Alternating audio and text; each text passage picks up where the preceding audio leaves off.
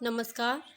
आज हम पढ़ रहे हैं मुंशी प्रेमचंद्र जी की कहानी दो सखियाँ। लखनऊ 1/7/25। प्यारी बहन, जब से यहाँ आई हूँ तुम्हारी याद सताती रहती है। काश तुम कुछ दिनों के लिए यहाँ चली आती तो कितनी बहार रहती। मैं तुम्हें अपने विनोद से मिलाती। क्या यह संभव नहीं है? तुम्हारे माता पिता क्या तुम्हें इतनी आज़ादी भी ना देंगे? मुझे तो आश्चर्य यही है कि बेड़ियां पहनकर तुम कैसे रह सकती हो। मैं तो इस तरह घंटे भर भी नहीं रह सकती। ईश्वर को धन्यवाद देती हूँ कि मेरे पिताजी पुरानी लकीर पीटने वालों में नहीं, वह उन नवीन आदर्शों के भक्त हैं जिन्होंने नारी जीवन को स्वर्ग बना दिया है। नहीं तो मैं कहीं की ना रहती। विनोद हाल ही में इंग्लैंड से डीफिल होकर लौटे हैं और जीवन यात्रा आरंभ करने के पहले एक बार संसार यात्रा करना चाहते हैं। यूरोप का अधिकांश भाग तो वह देख चुके, पर अमेरिका, ऑस्ट्रेलिया और एशिया की सैर किए बिना उन्हें चैन नहीं। मध्य एशिया और चीन का तो यह विशेष रूप से अध्ययन करना चाहते हैं। यूरोपियन यात्री जिन बातों की मीमांसा ना कर सके, उन्हीं पर प्रकाश डालना इनका ध्येय है। सच कहती हूँ चंदा, ऐसा साहसी, ऐसा निर्भीक, ऐसा आदर्शवादी पुरुष मैंने कभी नहीं देखा था। मैं तो उनकी बातें सुनकर चकित हो जाती हूँ। ऐसा कोई विषय नहीं है जिसका उन्हें पूरा ज्ञान ना हो, जिसकी वह आलोचना ना कर सकते हों। और वह केवल किताबी आलोचना नहीं होती, उसमें मौलिकता और नवीनता होती है। स्वतंत्रता के तो वह अनन्य उपासक हैं। ऐसे पुरुष की पत्नी बनकर ऐसी कौन सी स्त्री है जो अपने सौभाग्य पर गर्व ना करे। बहन, तुमसे क्या कहूँ कि प्रातःकाल उन्हें अपने बंगले की ओर आते देखकर मेरे चित्त की क्या दशा हो जाती है। यह उन पर न्योछावर होने के लिए विकल हो जाता है। यह मेरी आत्मा में बस गए हैं। अपने पुरुष की मैंने मन में जो कल्पना की थी, उसमें और उनमें बाल बराबर भी अंतर नहीं। मुझे रात दिन यही भय लगा रहता है कि कहीं मुझ में उन्हें कोई त्रुटि ना मिल जाए। जिन विषयों से उन्हें रुचि है, उनका अध्ययन आधी रात तक बैठी किया करती हूँ। ऐसा परिश्रमी मैंने कभी नहीं किया था। आईने कंगी से मुझे कभी उतना प्रेम न था। सुभाषितों को मैंने कभी इतने चाव से कंठ ना किया था। अगर इतना सब कुछ करने पर भी मैं उनका हृदय ना पा सकी तो बहन, मेरा जीवन नष्ट हो जाएगा, मेरा हृदय फट जाएगा और संसार मेरे लिए सूना हो जाएगा। कदाचित प्रेम के साथ ही मन में ईर्ष्या का भाव भी उदय हो जाता है। उन्हें मेरे बंगले की ओर जाते हुए देख जब मेरी पड़ोसिन कुसुम अपने बरामदे में आकर खड़ी हो जाती है, तो मेरा ऐसा जी चाहता है कि उसकी आंखें ज्योतिहीन हो जाएं। कल तो अनर्थ ही हो गया। विनोद ने उसे देखते ही हैट उतार ली और मुस्कुराई। वह कुल्टा भी ही से निकालने लगी। ईश्वर सारी विपत्तियां दे, पर मिथ्या अभिमान ना दे। चुड़ैलों की सी तो आपकी सूरत है, पर अपने को अप्सरा समझती है। आप कविता करती हैं और कई पत्रिकाओं में उनकी कविताएं छप भी गई हैं। बस आप जमीन पर पाँव नहीं रखती। सच कहती हूँ, थोड़ी देर के लिए विनोद पर से मेरी श्रद्धा उठ गई। ऐसा आवेश होता था कि चलकर कुसुम का मुंह नोच लूं। खैरियत हुई कि दोनों में बात चलत ना हुई, पर विनोद आकर बैठे तो आधे घंटे तक मैं उनसे ना बोल सकी। जैसे उनके शब्दों में वह जादू ही ना था, वाणी में वह रस ही ना था। तब से अब तक मेरे चित्र की व्यग्नता शांत नहीं हुई। रात भर मुझे नींद नहीं आई। वही दृश्य आंखों के सामने बार बार आता था। कुसुम को लज्जित करने के लिए कितने मसूबे बांध चुकी हूँ। अगर यह भय ना होता कि विनोद मुझे ओछी और हल्की समझेंगे, तो मैं उनसे अपने मनोभावों को स्पष्ट कह देती। मैं संपूर्णतः उनकी होकर उन्हें संपूर्णतः अपना बनाना चाहती हूँ। मुझे विश्वास है कि संसार का सबसे रूपवान युवक मेरे सामने आ जाए तो मैं उसे आंख उठाकर ना देखूंगी। विनोद के मन में मेरे प्रति यह भाव क्यों नहीं है? चंदा, प्यारी बहन, एक सप्ताह के लिए आ जा। तुझसे मिलने के लिए मन अधीर हो रहा है। मुझे इस समय तेरी सलाह और सहानुभूति की बड़ी ज़रूरत है। यह मेरे जीवन का सबसे नाजुक समय है। इन्हीं 10-5 दिनों में या तो पारस हो जाऊंगी या मिट्टी। लो, 7 बज गए और अभी बाल तक नहीं बनाए। विनोद के आने का समय है। अब विदा होती हूँ। कहीं आज फिर अभागिनी कुसुम अपने बरामदे में ना आ खड़ी हो। अभी से दिल कांप रहा है। कल तो यह सोचकर मन को समझाया था कि यूं ही सरल भाव से वह हंस पड़ी होगी। आज भी अगर वही दृश्य सामने आया तो उतनी आसानी से मन को ना समझा सकूंगी। तुम्हारी पद्मा। गोरखपुर, 5/7/25। प्रिय पद्मा, भला एक युग के बाद तुम्हें मेरी सुध तो आई। मैंने तो समझा था शायद तुमने परलोक यात्रा कर ली। यह उस निष्ठुरता का दंड ही है जो कुसुम तुम्हें दे रही है। 15 अप्रैल को कॉलेज बंद हुआ और 1 जुलाई को आप खत लिखती हैं। पूरे 2.5 महीने बाद, वह भी कुसुम की कृपा से। जिस कुसुम को तुम कोस रही हो उसे मैं आशीर्वाद दे रही हूँ। वह दारुण दुख की भांति तुम्हारे रास्ते में ना आ खड़ी होती तो तुम्हें क्यों मेरी याद आती। खैर, विनोद की तुमने जो तस्वीर खींची वह बहुत ही आकर्षक है और मैं ईश्वर से मना रही हूँ वह दिन जल्द आए कि मैं उनसे बहनोई के नाते मिल सकूं। मगर देखना कहीं सिविल मैरिज ना कर बैठना। विवाह हिंदू पद्धति के अनुसार ही हो। हाँ, तुम्हें अख्तियार है। जो सैकड़ों बेहुदा और व्यर्थ कपड़े हैं उन्हें निकाल डालो। एक सच्चे विद्वान पंडित को अवश्य बुलाना। इसलिए नहीं कि वह तुमसे बात बात पर टके निकलवाए, बल्कि इसलिए कि वह देखता रहे कि वह सब कुछ शास्त्र विधि से हो रहा है या नहीं। अच्छा, अब मुझसे पूछो कि इतने दिनों क्यों चुप्पी साधे बैठी रही। मेरे ही खानदान में इन 2.5 महीनों में 5 शादियां हुई। बारातों का तांता लगा रहा। ऐसा शायद ही कोई दिन गया हो कि 100 मेहमानों से कम रहे हों, और जब बारात आ जाती थी तब तो उनकी संख्या 500-500 तक पहुंच जाती थी। ये 5 लड़कियां मुझसे छोटी हैं और मेरा बस चलता तो अभी 3-4 साल तक न बोलती, लेकिन मेरी सुनता कौन है।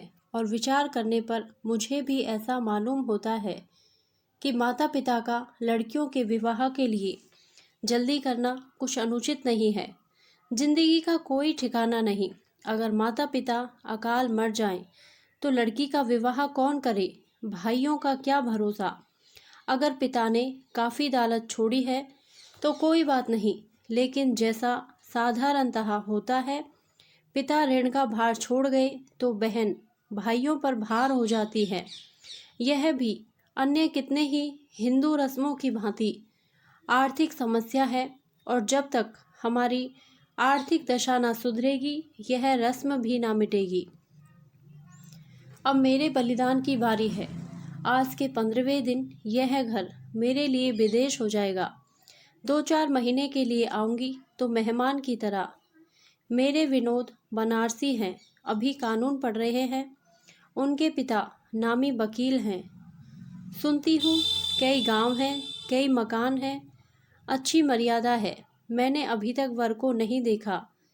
पिताजी ने मुझसे पूछवाया था कि इच्छा हो तो वर को बुला दूं, पर मैंने कह दिया कोई ज़रूरत नहीं। कौन घर में बहू बने, है तकदीर ही का सौदा। ना पिताजी ही किसी के मन में पैठ कर सकते हैं, ना मैं ही। अगर 2-1 बार देख ही लेती, नहीं मुलाकात ही कर लेती, तो क्या हम दोनों एक दूसरों को परख लेते।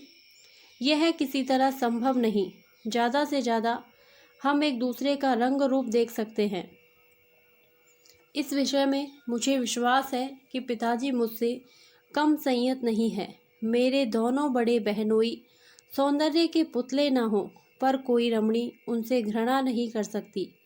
मेरी बहनें उनके साथ आनंद से जीवन बिता रही हैं। फिर पिताजी मेरे ही साथ क्यों अन्याय करेंगे? यह मैं मानती हूँ कि हमारे समाज में कुछ लोगों का वैवाहिक जीवन सुखकर नहीं है, लेकिन संसार में ऐसा कौन सा समाज है जिसमें दुखी परिवार ना हो? और फिर हमेशा पुरुषों ही का तो दोष नहीं होता, बहुधा स्त्रियां ही विष का गांठ होती हैं।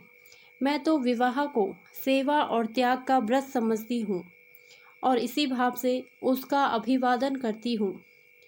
हाँ, मैं तुम्हें विनोद से छीनना तो नहीं चाहती, लेकिन अगर 20 जुलाई तक तुम 2 दिन के लिए आ सको तो मुझे जिला लो। ज्यों-ज्यों इस व्रत का दिन निकट आ रहा है, मुझे एक अज्ञात शंका हो रही है। मगर तुम खुद बीमार हो, मेरी दवा क्या करोगी? जरूर आना बहन, तुम्हारी चंदा। मंसूरी 5/8/25। प्यारी चंदा, सैकड़ों बातें लिखनी हैं, किस क्रम से शुरू करूं समझ में नहीं आता। सबसे पहले तुम्हारे विवाह के शुभ अवसर पर ना पहुंच सकने के लिए क्षमा चाहती हूं। मैं आने का निश्चय कर चुकी थी। मैं और प्यारी चंदा के स्वयंवर में ना जाऊं, मगर उसके ठीक 3 दिन पहले विनोद ने अपना आत्मसमर्पण करके मुझे ऐसा मुग्ध कर दिया कि फिर मुझे किसी की सुध न रही। आहा, वे प्रेम के अंतःस्थल से निकले हुए उष्ण आवेश में और कंपित शब्द अभी तक कानों में गूंज रहे हैं। मैं खड़ी थी और विनोद मेरे सामने घुटने टेके हुए प्रेरणा, विनय और आग्रह के पुतले बने बैठे थे। ऐसा अवसर जीवन में एक ही बार आता है, केवल एक बार, मगर उसकी मधुर स्मृति किसी स्वर्ग संगीत की भांति जीवन के तार तार में व्याप्त रहता है। तुम उस आनंद का अनुभव कर सकोगी। मैं रोने लगी। कह नहीं सकती मन में क्या क्या भाव आए, पर मेरी आंखों से आंसुओं की धारा बहने लगी। कदाचित यही आनंद की चरम सीमा है। मैं कुछ निराश हो चली थी। 3-4 दिन से विनोद को आते जाते कुसुम से बातें करते देखती थी। कुसुम नित्य नए आभूषणों से सजी रहती थी। और क्या कहूँ, एक दिन विनोद ने कुसुम की एक कविता मुझे सुनाई और एक एक शब्द पर सिर धुनते रहे। मैं माननी तो हूँ ही, सोचा जब यह उस चुड़ैल पर लट्टू हो रहे हैं तो मुझे क्या गरज पड़ी है कि इनके लिए अपना सिर खपाऊं। दूसरे दिन वह सवेरे आए तो मैंने कहला दिया तबीयत अच्छी नहीं है। जब उन्होंने मुझसे मिलने के लिए आग्रह किया तब विवश होकर मुझे कमरे में आना पड़ा। मन में निश्चय करके आई थी, साफ कह दूंगी, अब आप ना आया कीजिए। मैं आपके योग्य नहीं हूँ। मैं कवि नहीं, विदुषी नहीं, सुभाषिनी नहीं। एक पूरी स्पीच मन में उमड़ रही थी, पर कमरे में आई और विनोद के सतृष्ण नेत्र देखे। प्रबल उत्कंठा में कांपते हुए होठ। बहन उस आवेश का चित्रण नहीं कर सकती। विनोद ने मुझे बैठने भी ना दिया। मेरे सामने घुटनों के बल फर्श पर बैठ गए और उनके आतुर उन्मत्त शब्द मेरे हृदय को तरंगित करने लगे। 1 सप्ताह तैयारियों में कट गया। पापा और मामा फूले ना समाते थे और सबसे प्रसन्न थी कुसुम। यही कुसुम जिसकी सूरत से मुझे घृणा थी। अब मुझे ज्ञात हुआ कि मैंने उस पर संदेह करके उसके साथ घोर अन्याय किया। उसका हृदय निष्कपट है, उसमें न ईर्ष्या है न तृष्णा है। सेवा ही उसके जीवन का मूल तत्व है। मैं नहीं समझती कि उसके बिना ये 7 दिन कैसे कटते। मैं कुछ खोई सी जान पड़ती थी। कुसुम पर मैंने अपना सारा भार छोड़ दिया था। आभूषणों के चुनाव और सजाव, वस्त्रों के रंग और काट छांट के विषय में उसकी सुरुचि विलक्षण है। 8वें दिन जब उसने मुझे दुल्हन बनाया तो मैं अपना रूप देखकर चकित रह गई। मैंने अपने को कभी ऐसी सुंदरी ना समझा था। गर्व से मेरी आंखों में नशा सा छा गया। उसी दिन संध्या समय विनोद और मैं दो भिन्न जलधाराओं की भांति संगम पर मिलकर अभिन्न हो गए। बिहार यात्रा की तैयारी पहले ही से हो चुकी थी। प्रातःकाल हम मंसूरी के लिए रवाना हो गए। कुसुम हमें पहुंचाने के लिए स्टेशन तक आई और विदा होते समय बहुत रोई। उसे साथ ले चलना चाहती थी, पर ना जाने क्यों वह राजी ना हुई। मंसूरी रमणीक है, इसमें संदेह नहीं। श्यामवर्ण मेघमालाएं पहाड़ियों पर विश्राम कर रही हैं। शीतल पवन आशा तरंगों की भांति चित्त का रंजन कर रहा है। पर मुझे ऐसा विश्वास है कि विनोद के साथ मैं किसी निर्जन वन में भी इतने ही सुख से रहती। उन्हें पाकर अब मुझे किसी वस्तु की लालसा नहीं। बहन, तुम इस आनंदमय जीवन की शायद कल्पना भी ना कर सकोगी। सुबह हुई, नाश्ता आया, हम दोनों ने नाश्ता किया। डोंडी तैयार है। 9 बजते बजते सैर करने निकल गए। किसी जलप्रपात के किनारे जा बैठे।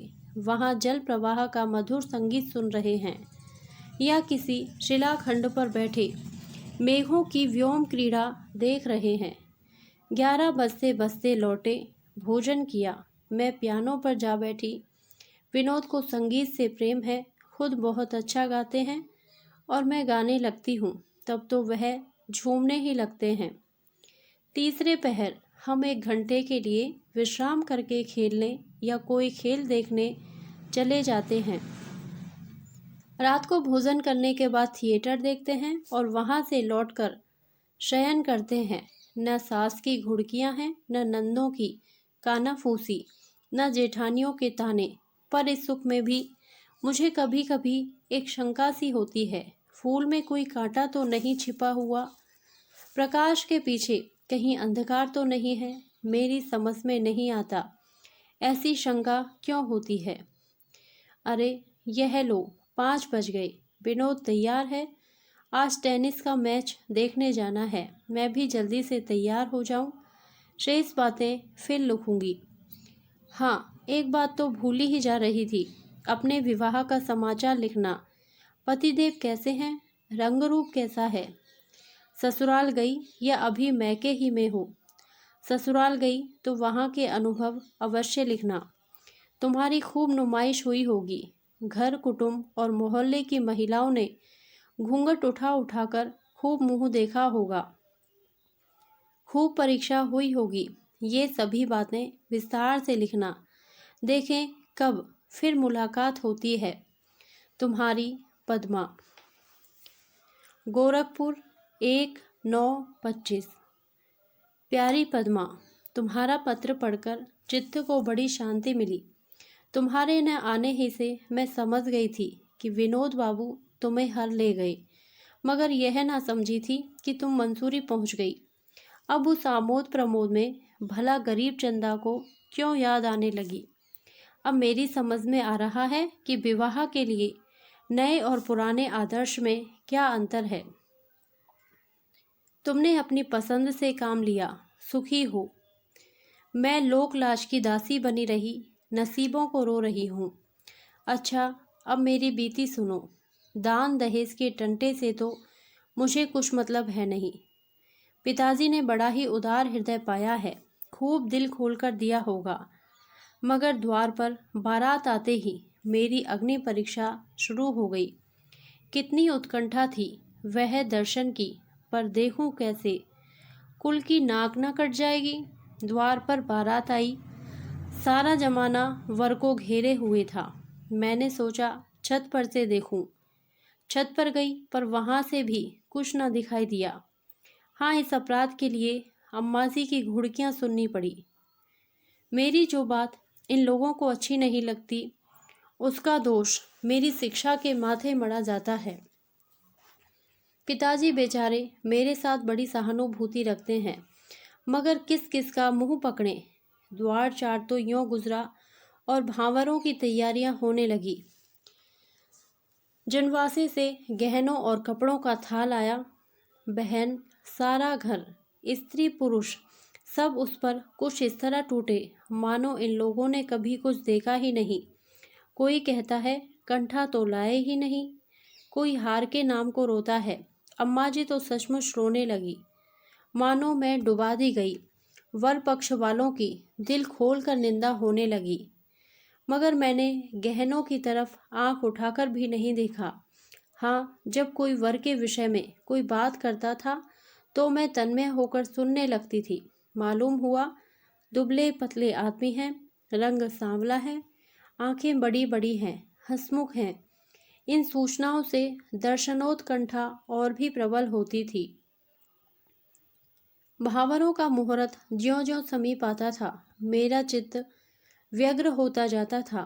अब तक यद्यपि मैंने उनकी झलक भी ना देखी थी, पर मुझे उनके प्रति एक अभूतपूर्व प्रेम का अनुभव हो रहा था। इस वक्त यदि मुझे मालूम हो जाता कि उनके दुश्मनों को कुछ हो गया है, तो मैं बावली हो जाती।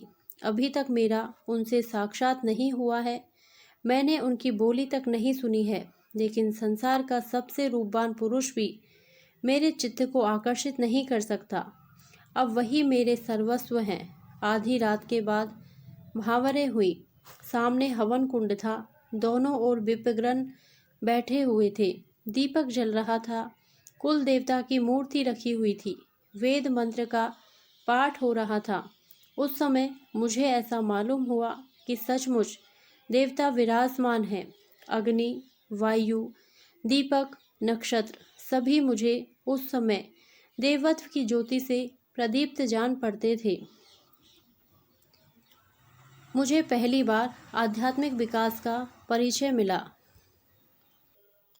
मैंने जब अग्नि के सामने मस्तक झुकाया तो यह कोरी रस्म की पाबंदी ना थी। मैं अग्निदेव को अपने सम्मुख मूर्तिवान स्वर्गीय आभा से तेजो में देख रही थी। आखिर भावरें भी समाप्त हो गई, पर पतिदेव के दर्शन न हुए। अब अंतिम आशा यह थी कि प्रातः काल जब पतिदेव कलेवा के लिए बुलाए जाएंगे, उस समय देखूंगी। तब उनके सिर पर मोर न होगा। सखियों के साथ मैं भी जा बैठूंगी और खूब जी भरकर देखूंगी। पर क्या मालूम था कि विधि कुछ और ही कुचक्र रच रहा है। प्रातः काल देखती हूँ तो जनवासे के खेमे उखड़ रहे हैं। बात कुछ न थी। बारातियों के नाश्ते के लिए जो सामान भेजा गया था वह काफ़ी न था, शायद घी भी खराब था। मेरे पिताजी को तुम जानती ही हो, कभी किसी से दबे नहीं, जहाँ रहे शेर बनकर रहे। बोले जाते हैं तो जाने दो, मनाने की कोई ज़रूरत नहीं। कन्या पक्ष का धर्म है बारातियों का सत्कार करना, लेकिन सत्कार का यह अर्थ नहीं कि धमकी और रौब से काम लिया जाए, मानो किसी अफसर का पड़ाव हो।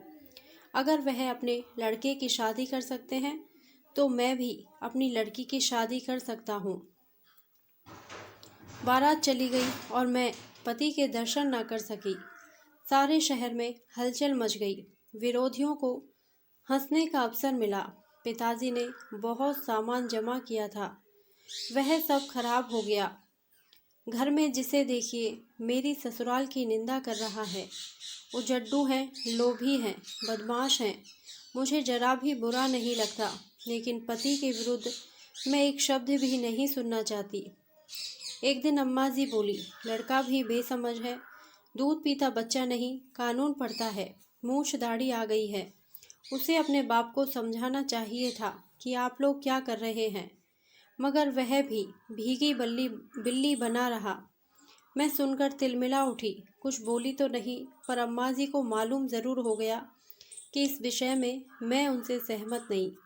मैं तुम्ही से पूछती हूँ बहन, जैसी समस्या उठ खड़ी हुई थी उसमें उनका क्या धर्म है?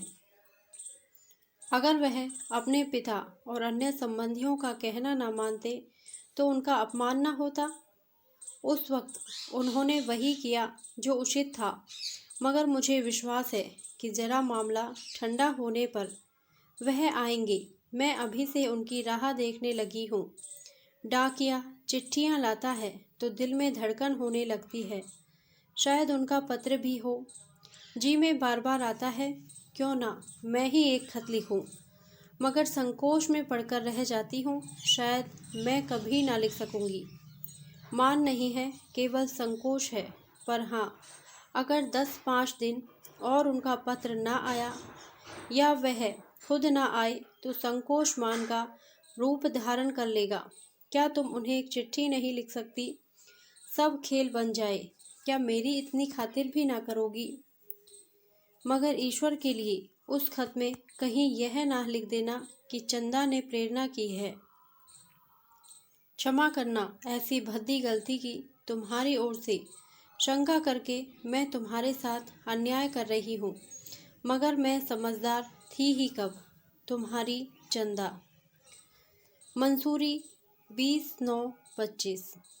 प्यारी चंदा, मैंने तुम्हारा खत पाने के दूसरे ही दिन काशी खत लिख दिया था। उसका जवाब भी मिल गया। शायद बाबूजी ने तुम्हें खत लिखा हो। कुछ पुराने ख्याल के आदमी हैं, मेरी तो उनसे एक दिन भी ना निभती। हाँ, तुमसे निभ जाएगी। यदि मेरे पति ने मेरे साथ यह बर्ताव किया होता, अकारण मुझसे रूठे होते, तो मैं जिंदगी भर उनकी सूरत ना देखती। अगर कभी आते भी तो कुत्तों की तरह धुतकार देती। पुरुष पर सबसे बड़ा अधिकार उसकी स्त्री का है। माता पिता को खुश रखने के लिए वह स्त्री का तिरस्कार नहीं कर सकता। तुम्हारे ससुराल वालों ने बड़ा घृणित व्यवहार किया। पुराने ख्याल वालों का गजब कलेजा है जो ऐसी बातें सहते हैं। देखा उस प्रथा का फल, जिसकी तारीफ करते तुम्हारी जबान नहीं थकती। वह दीवार सड़ गई। टिप टाप करने से काम न चलेगा। उसकी जगह नए सिरे से दीवार बनाने की ज़रूरत है। अच्छा, अब कुछ मेरी भी कथा सुन लो। मुझे ऐसा संदेह हो रहा है कि विनोद ने मेरे साथ दगा की है। इनकी आर्थिक दशा वैसी नहीं जैसी मैंने समझी थी। केवल मुझे ठगने के लिए इन्होंने सारा स्वांग भरा था। मोटर मांगे की थी। बंगले का किराया अभी तक नहीं दिया गया। फर्नीचर किराए के थे। यह सच है कि इन्होंने प्रत्यक्ष रूप से मुझे धोखा नहीं दिया, कभी अपनी दौलत की ढींग नहीं मारी, लेकिन ऐसा रहन सहन बना लेना जिससे दूसरों को अनुमान हो कि यह कोई बड़े धनी आदमी है, एक प्रकार का धोखा ही है। यह स्वांग इसलिए भरा गया था कि कोई शिकार फंस जाए। अब देखती हूँ कि विनोद मुझसे अपनी असली हालत को छिपाने का प्रयत्न किया करते हैं। अपने खत मुझे नहीं देखने देते। कोई मिलने आता है तो चौंक पड़ते हैं और घबराई हुई आवाज़ में बैरा से पूछते हैं, कौन है? तुम जानती हो, मैं धन की लौंडी नहीं। मैं केवल विशुद्ध हृदय चाहती हूँ, जिसमें पुरुषार्थ है, प्रतिभा है। वह आज नहीं तो कल अवश्य ही धनवान होकर रहेगा। मैं इस कपट लीला से जलती हूँ। अगर विनोद मुझसे अपनी कठिनाइयाँ कह दे तो मैं उनके साथ सहानुभूति करूँगी, उन कठिनाइयों को दूर करने में उनकी मदद करूँगी। यों मुझसे पर्दा करके यह मेरी सहानुभूति और सहयोग ही से हाथ नहीं धोते। मेरे मन में अविश्वास, द्वेष और क्षोभ का बीज बोते हैं। यह चिंता मुझे मारे डालती है। अगर इन्होंने अपनी दशा साफ साफ बता दी होती तो मैं यहाँ मंसूरी आती ही क्यों? लखनऊ में ऐसी गर्मी नहीं पड़ती कि आदमी पागल हो जाए। यह हजारों रुपए क्यों पानी पड़ता? सबसे कठिन समस्या जीविका की है। कई विद्यालयों में आवेदन पत्र भेज रखे हैं, जवाब का इंतज़ार कर रहे हैं। शायद इस महीने के अंत तक कहीं जगह मिल जाए। पहले 3 1200 मिलेंगे। समझ में नहीं आता कैसे काम चलेगा। 150 रुपये तो पापा मेरे कॉलेज का खर्च देते थे। अगर 10-5 महीने जगह ना मिली तो यह क्या करेंगे? यह फिक्र भी खाए डालती है। मुश्किल यही है कि विनोद मुझसे पर्दा रखते हैं। अगर हम दोनों बैठकर परामर्श कर लेते तो सारी गुत्थियां सुलझ जाती, मगर शायद यह मुझे इस योग्य ही नहीं समझते। शायद इनका ख्याल है कि मैं केवल रेशमी गुड़िया हूँ। जिसे भांति भांति के आभूषणों, सुगंधों और रेशमी वस्त्रों से सजाना ही काफ़ी है। थिएटर में कोई नया तमाशा होने वाला होते हैं, दौड़े हुए आकर मुझे खबर देते हैं। कहीं कोई जलसा हो, कोई खेल हो, कहीं सैर करना हो, उसकी शुभ सूचना मुझे अविलंब दी जाती है और बड़ी प्रसन्नता के साथ, मानो मैं रात दिन विनोद और क्रीड़ा और विलास में मगन रहना चाहती हूँ। मानो मेरे हृदय में गंभीर अंश है ही नहीं। यह मेरा अपमान है, घोर अपमान, जिसे मैं अब नहीं सह सकती। मैं अपने संपूर्ण अधिकार लेकर ही संतुष्ट हो सकती हूँ। बस इस वक्त इतना ही, बाकी फिर अपने यहाँ का हाल हवाल विस्तार से लिखना। मुझे अपने लिए जितनी चिंता है उससे कम तुम्हारे लिए नहीं है। देखो हम दोनों के डोंगे कहाँ लगते हैं। तुम अपनी स्वदेशी 5000 वर्षों की पुरानी जर्जर नौका पर बैठी हो, मैं नए द्रुतगामी मोटर बोट पर। अवसर, विज्ञान और उद्योग मेरे साथ हैं, लेकिन कोई दैवी विपत्ति आ जाए तब भी इसी मोटर बोट पर डूबूंगी। साल में लाखों आदमी रेल के टक्करों से मर जाते हैं, पर कोई बैलगाड़ियों पर यात्रा नहीं करता। रेलों का विस्तार बढ़ता ही जाता है। बस तुम्हारी पद्मा।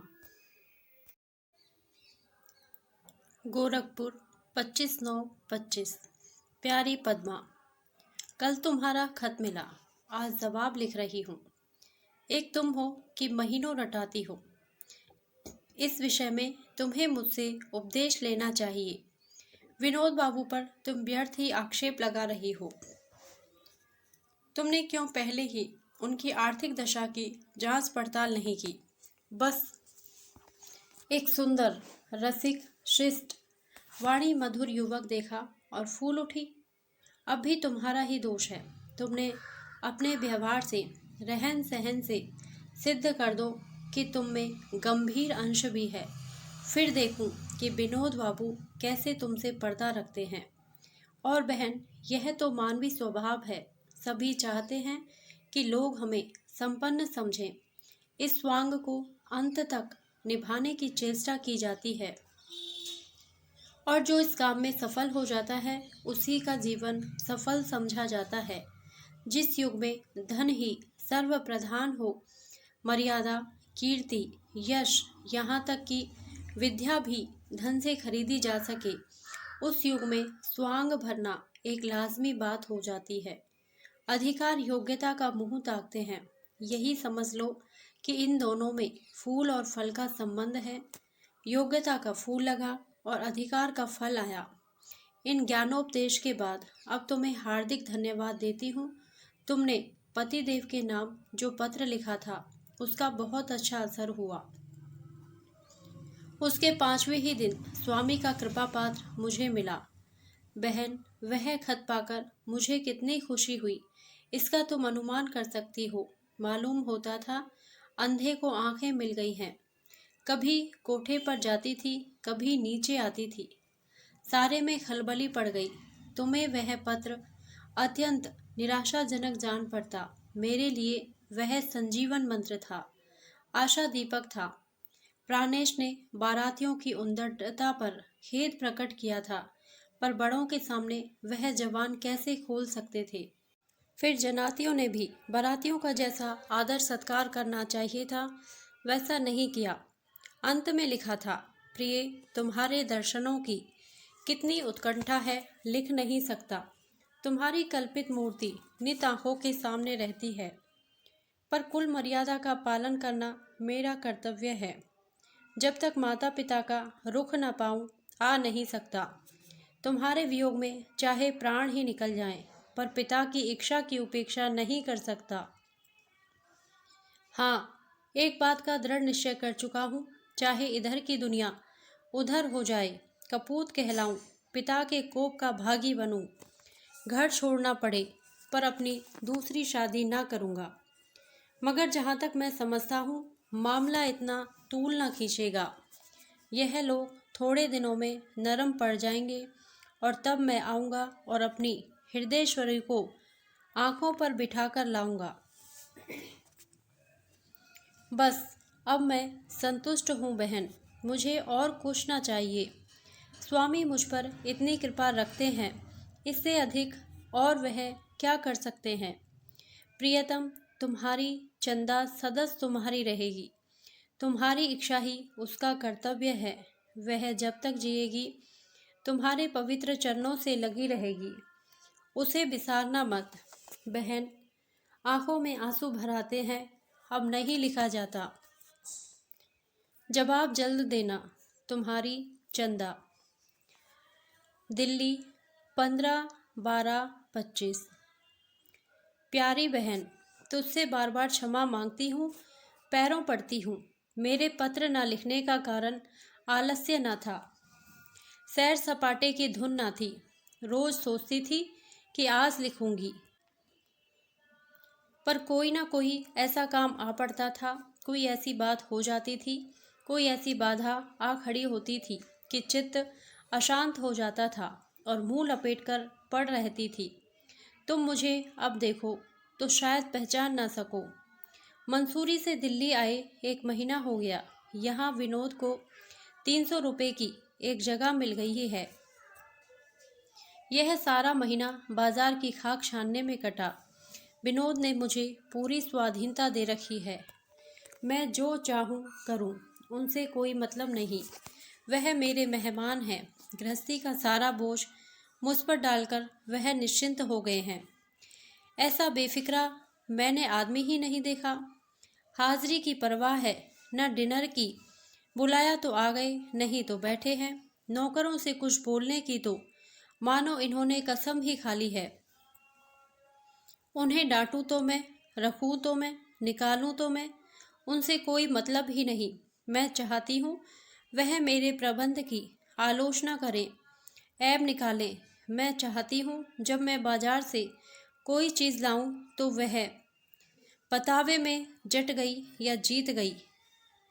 मैं चाहती हूँ महीने के खर्च का बजट बनाते समय मेरे और उनके बीच में खूब बहस हो, पर इन अरमानों में से एक भी पूरा नहीं होता। मैं नहीं समझती इस तरह कोई स्त्री कहाँ तक गृह प्रबंध में सफल हो सकती है।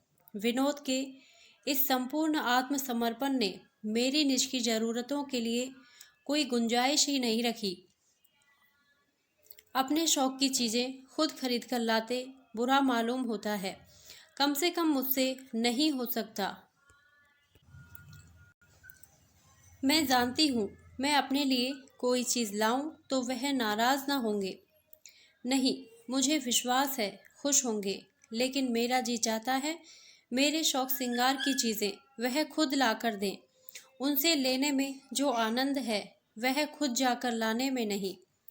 पिताजी अब भी मुझे 100 रुपया महीना देते हैं और उन रुपयों को मैं अपनी ज़रूरतों पर खर्च कर सकती हूँ, पर न जाने क्यों मुझे भय होता है कि कहीं विनोद गलत ना समझे। मैं उनके रुपए खर्च किए डालती हूँ। जो आदमी किसी बात पर नाराज नहीं हो सकता, वह किसी बात पर खुश भी नहीं हो सकता। मेरी समझ में ही नहीं आता वह किस बात से खुश हैं और किस बात से नाराज होते हैं। बस मेरी दशा उस आदमी की सी हो गई है जो बिना रास्ता जाने इधर उधर भटकता फिरे। तुम्हें याद होगा हम दोनों कोई गणित का प्रश्न लगाने के बाद कितनी उत्सुकता से उसका जवाब देखती थी। जब हमारा जवाब किताब के जवाब से मिल जाता था तो हमें कितना हार्दिक आनंद मिलता था। मेहनत सफल हुई इसका विश्वास हो जाता था। जिन गणित की पुस्तकों में प्रश्नों के उत्तर ना लिखे होते थे, उसके प्रश्न हल करने की हमारी इच्छा ही ना होती थी। सोचते थे मेहनत अकारण जाएगी। मैं रोज प्रश्न हल करती हूँ, पर नहीं जानती कि जवाब ठीक निकला या गलत। सोचो मेरे चित्त की क्या दशा होगी। 1 हफ्ता होता है लखनऊ की मिस रिग से भेंट हो गई। वह लेडी डॉक्टर है और मेरे घर बहुत आती जाती है। किसी का सिर भी धमका और मिस रिंग बुलाई गई। पापा जब मेडिकल कॉलेज में प्रोफेसर थे तो उन्होंने इन मिस रिंग को पढ़ाया था। उसका एहसान वह अब भी मानती है। यहाँ उन्हें देखकर भोजन का निमंत्रण न देना अशिष्टता की हद होती। मिस रिंग ने दावत मंजूर कर ली। उस दिन मुझे जितनी कठिनाई हुई वह बयान नहीं कर सकती। मैंने कभी अंग्रेजों के साथ टेबल पर नहीं खाया। उनमें भोजन के क्या शिष्टाचार हैं इसका मुझे बिल्कुल ज्ञान नहीं। मैंने समझा था विनोद मुझे सारी बातें बता देंगे। वह बरसों अंग्रेजों के साथ इंग्लैंड रह चुके हैं। मैंने उन्हें मिस रिंग के आने की भी सूचना दे दी, पर उस भले आदमी ने मानो सुना ही नहीं। मैंने भी निश्चय किया मैं तुमसे कुछ ना पूछूंगी।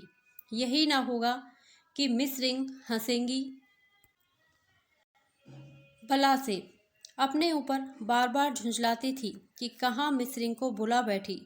पड़ोस के बंगलों में कई हमी जैसे परिवार रहते हैं, उनसे सलाह ले सकती थी, पर यही संकोच होता था कि ये लोग मुझे गंवारिन समझेंगे। अपनी इस व्यवस्था पर थोड़ी देर तक आंसू भी बहाती रही।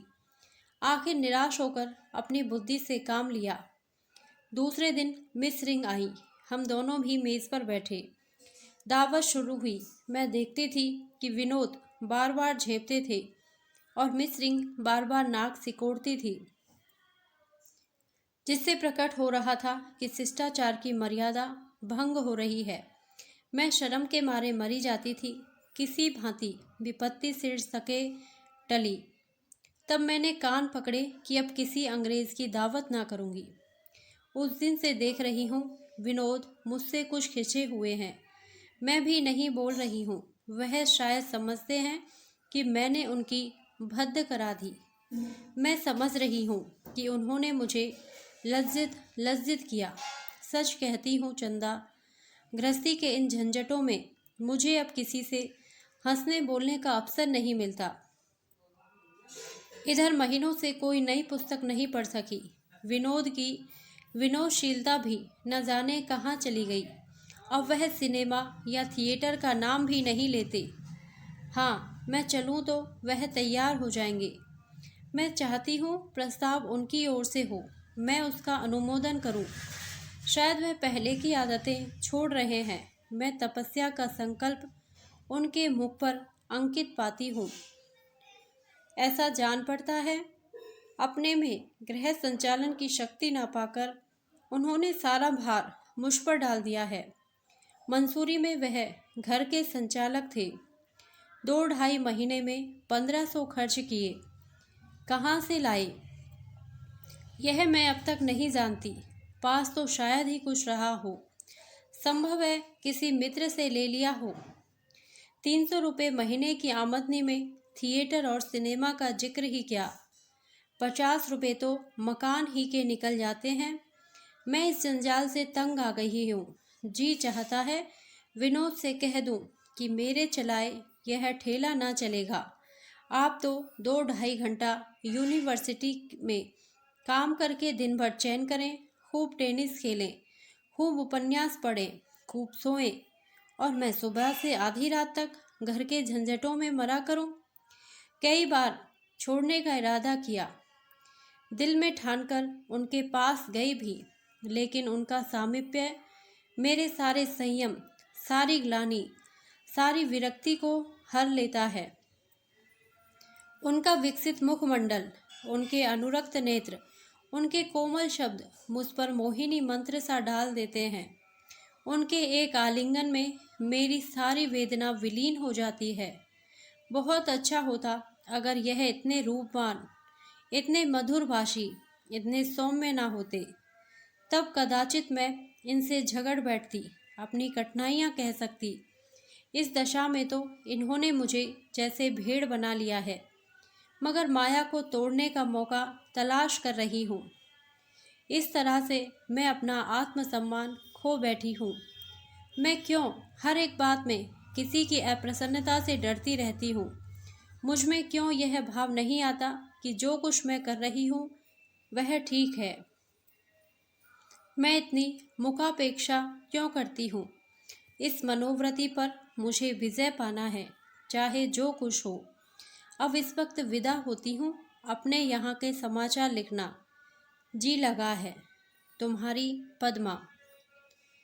काशी 25/12/25। प्यारी पद्मा, तुम्हारा पत्र पढ़कर मुझे कुछ दुख हुआ, कुछ हंसी आई, कुछ क्रोध आया। तुम क्या चाहती हो यह तुम्हें खुद नहीं मालूम।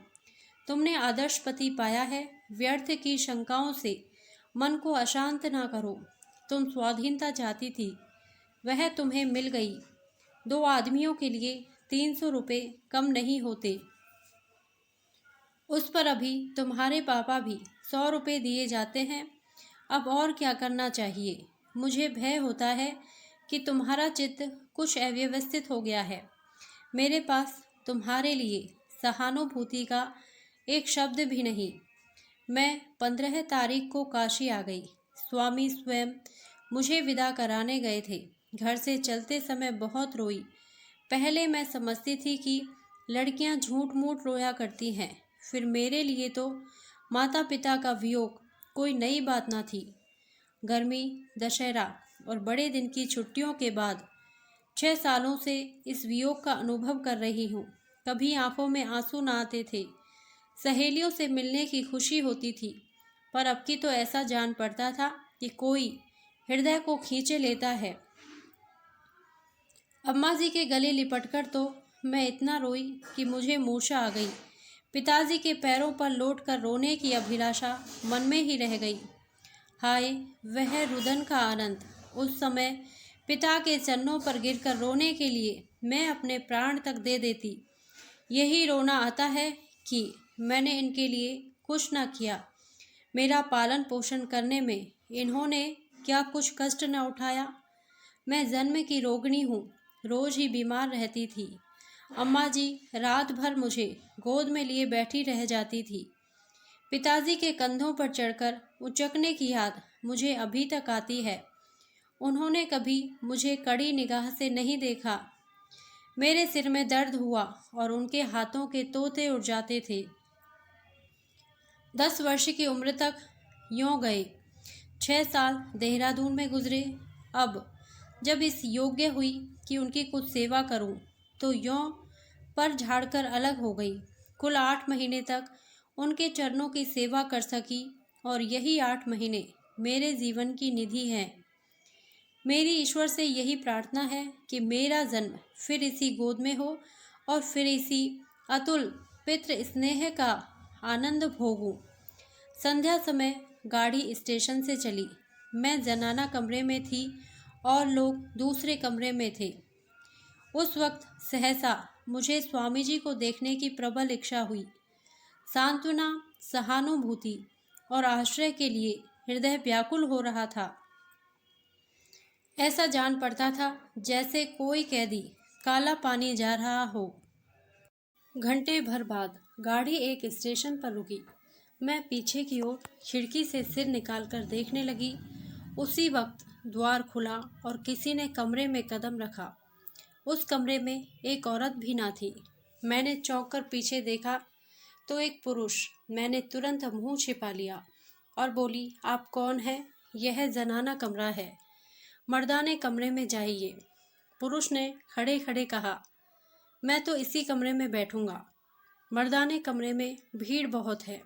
मैंने रोष से कहा, नहीं, आप इसमें नहीं बैठ सकते। मैं तो बैठूंगा। आपको निकलना पड़ेगा। आप अभी चले जाइए, नहीं तो मैं अभी जंजीर खींच लूँगी। अरे साहब, मैं भी आदमी हूँ, कोई जानवर नहीं। इतनी जगह पड़ी हुई है, आपका इसमें हरज क्या है? गाड़ी ने सीटी दे दी। मैं और घबरा कर बोली, आप निकलते हैं या मैं जंजीर खींचूं? पुरुष ने मुस्कुराकर कहा, आप तो बड़ी गुस्सावर मालूम होती हैं। एक गरीब आदमी पर आपको जरा भी दया नहीं आती। गाड़ी चल पड़ी। मारे क्रोध और लज्जा के मुझे पसीना आ गया। मैंने फौरन द्वार खोल दिया और बोली, अच्छी बात है, आप बैठिए, मैं ही जाती हूँ।